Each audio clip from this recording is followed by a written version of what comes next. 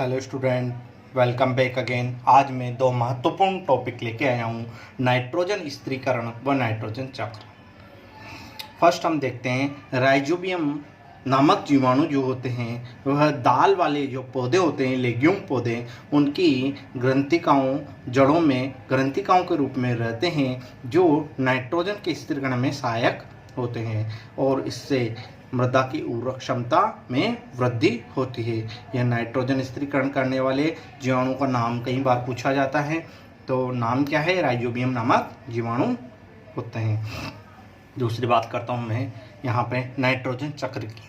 देखिए, नाइट्रोजन चक्र एक महत्वपूर्ण चक्र है। वायुमंडल में नाइट्रोजन जो होती है वो 78% पाई जाती है गैसीय अवस्था में, परंतु ये गैसीय अवस्था में डायरेक्ट यूज़ में नहीं आ सकती है। इसको यौगिकों के रूप में बदलना पड़ता है। तो यौगिकों के रूप में बदलने के लिए दो माध्यम हैं। एक तो है जीवाणु व नील हरे शैवाल द्वारा नाइट्रोजन का स्थिरीकरण किया जाता है, और दूसरा है तड़ित द्वारा।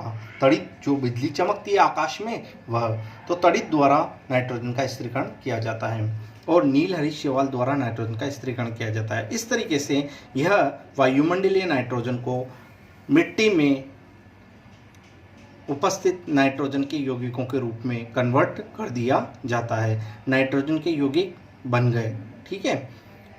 इसके द्वारा, स्थिरीकरण के द्वारा और तड़ित द्वारा नाइट्रोजन के यौगिक जो मिट्टी में आ गए हैं, यहाँ से पौधों के द्वारा यह अवशोषित कर लिया जाता है, और पौधों के द्वारा अवशोषित करने के फलस्वरूप पौधों से जब पौधों को जंतुओं द्वारा खाया जाता है तो जंतुओं में भी पहुँच जाता है। जंतुओं में प्रोटीन, न्यूक्लिक एसिड जो होते हैं वो उसमें नाइट्रोजन कंटेंट होते हैं।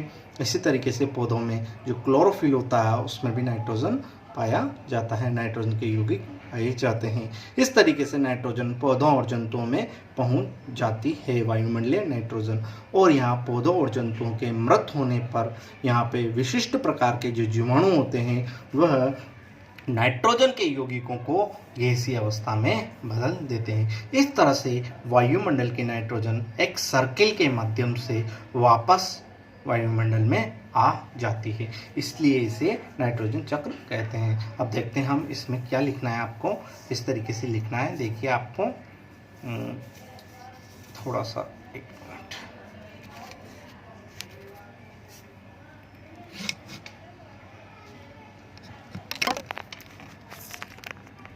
देखिए आपको इस तरीके से लिखना है,